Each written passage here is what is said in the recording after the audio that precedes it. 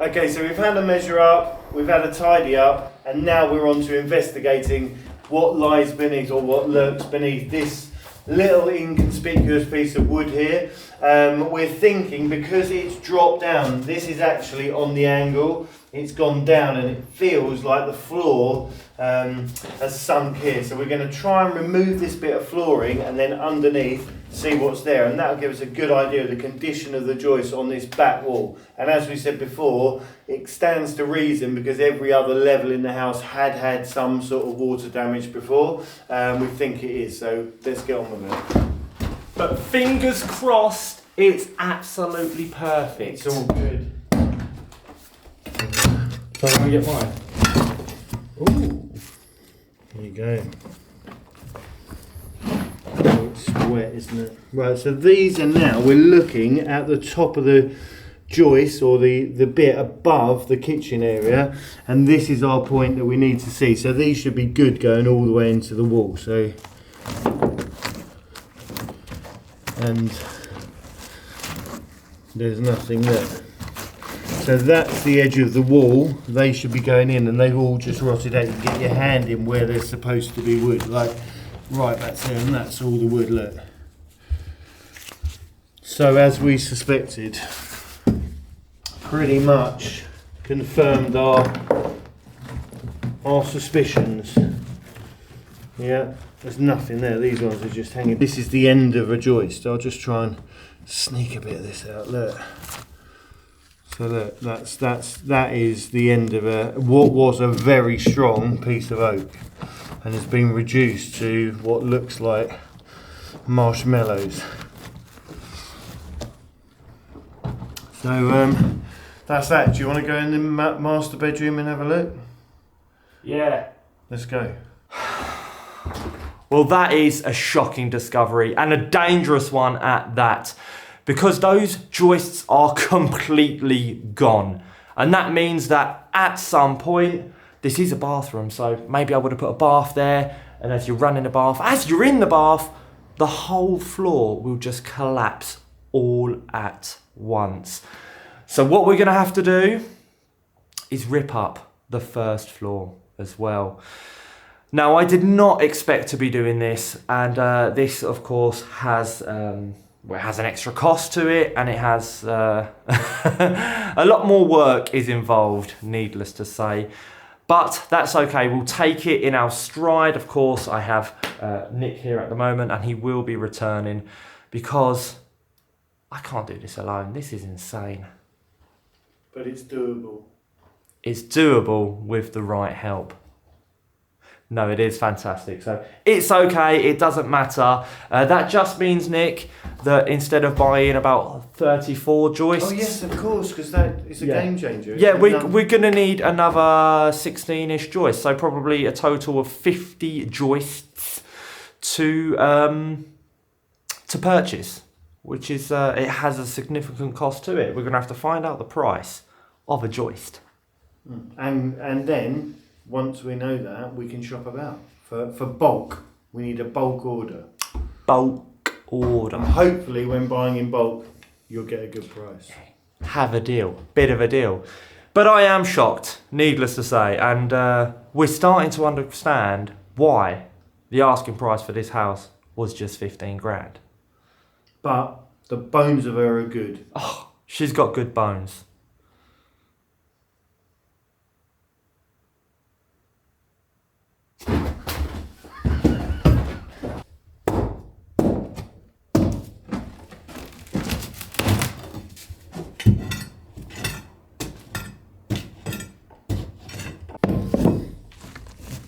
Oh, yeah, that's bad. It's not even there. It's not even. That's not even close to the wall.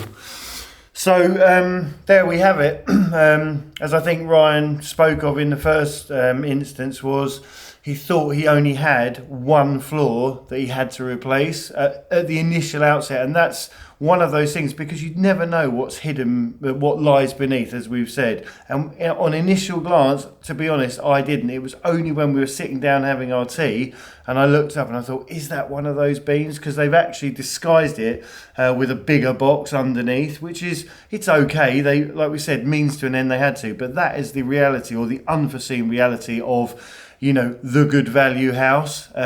Yes, it is still amazingly good because the bones are very good, but there's all those hidden little bits and pieces which you can't account for. No one can. But that's part of the total renovation and doing it right and making it happen. We could quite easily have gone over the top of this, but I think, as you saw in the ensuite, that would have been fraught with complications later down the line. So do it right, do it once, and jobs are good.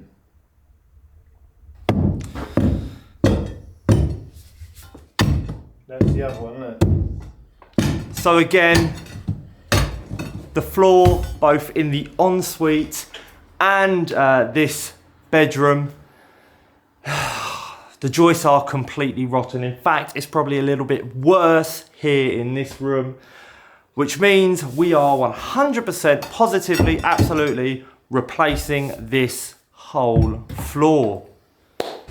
Not the end of the world. We are up for the task. It just means, as I said, a lot more money and a lot more work.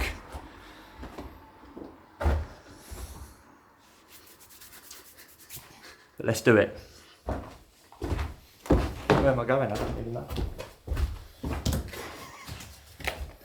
We've seen the rotten joists, we've seen them all the way through the building, and as I said before, that is possibly historically from a faulty ceiling or faulty roof on top of the house.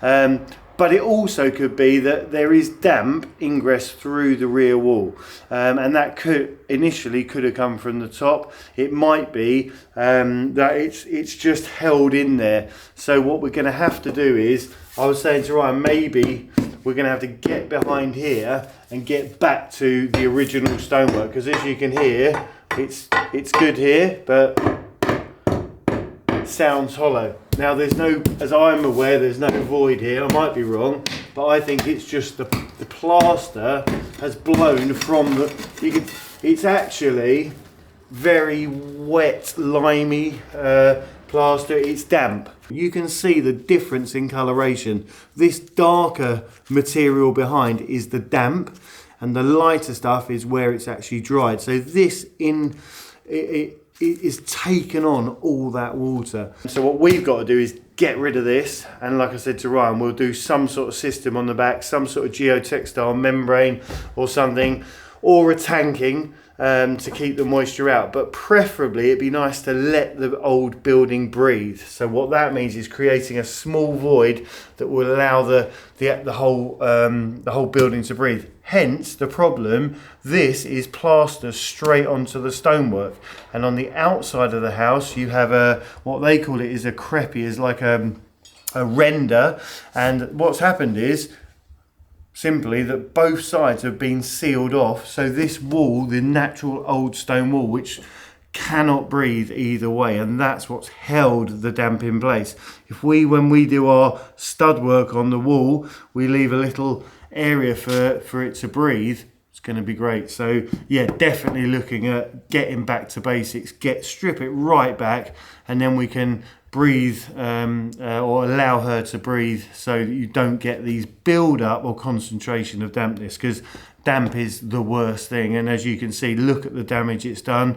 As I said, it could have been water from a faulty roof, but then since then it hasn't had anywhere to go. There's nowhere for this water that's come down to go, so it's just sat, and obviously it's gone straight to the weak points, which are the joists, because they're the holes which are knocked in the wall. And that's the other bit, when you look at it, the cutout in the wall, the joists go in, and we'll have to make sure we clean them out, and we're going to set our joists into the wall and protect them. So yes, interesting, and plenty to be getting on with. So when I'm not about, Ryan won't have nothing to do. So he's going to be a busy boy.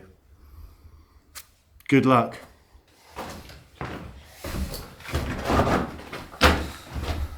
Right, Nick has kindly brought the ladder up for me. And what we're going to do now is take a few of these joists out, the worst ones in fact, where the initial kind of second floor hole was located. And where you put the acro in, and what we said was before, someone's already tried to beef it up with a bit of angle iron. That's correct. There was an initial repair job which has ultimately failed.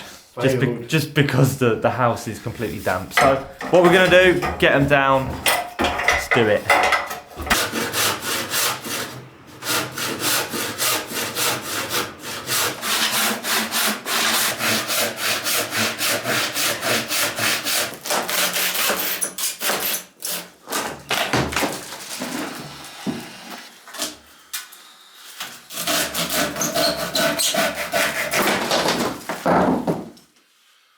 They're in the wall, but we can wiggle them out. Let's go.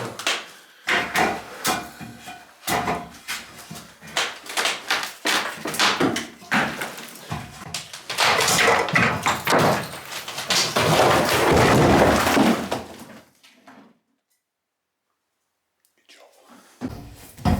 Got to get into it.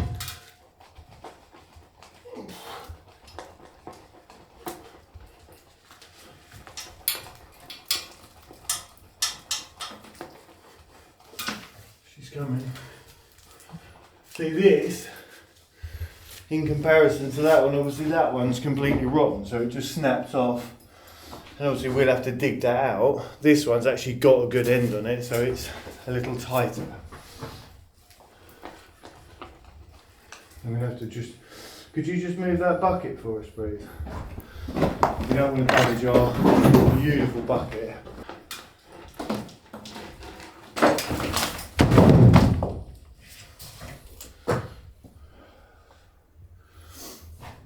Good job. So the reason this one was a bit tighter to get out, and it's okay, just a little bit of a wiggle, is because that is how much is in the wall at the back of the house. And as you saw earlier, the other one had actually rotted back to here. So that's nearly around about a foot, or maybe just under 30 centimetres of wood that's just rotted away in the wall, and obviously they'll just come out. So a lot of the ones Ryan's going to do should be easier, but the other technique would be to just cut the middle section out of the joist if you're on your own, just to make it easier, and then obviously you'd be carrying less material. But when they're in at both ends, it's going to be a little bit of wiggling and a bit of jiggery pokery to get them out, but good job. Right, well, happy to say that the analysis of the joists has helped me to kind of understand how they function, and further shows why we need to remove them. Now, one last job, Nick. Let's fix that little gutter outside. I think we've got the right size pieces this time. Yeah, and we've just got to nip down into the cellar and have a little recce down there. Yeah, have a little look down in the cellar. Well, basement. I'm dying to show you it. Come on, out we go. Let's go.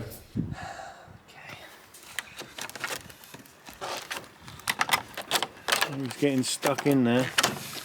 Oh, there's no end to his talents. Here we go. Are they correct? Soon find out.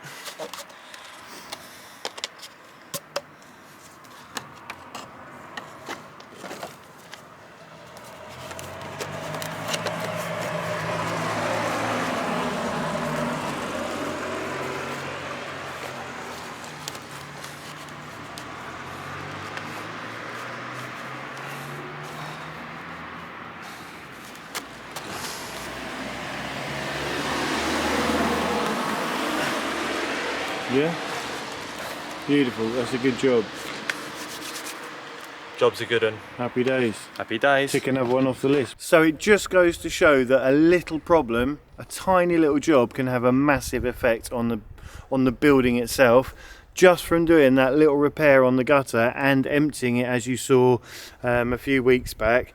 it now means that this is going straight down and into the culvert underneath the road, and this was the problem. Before, it was coming down, it overflowing, just coming out of there, going along, and then attacking or being sucked up into the house. So that's what's caused all this damp on the outside.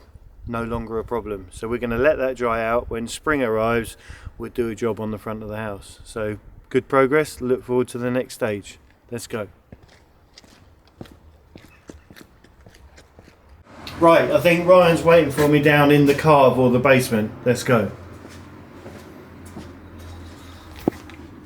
I'm right here. Oh, I found a tap.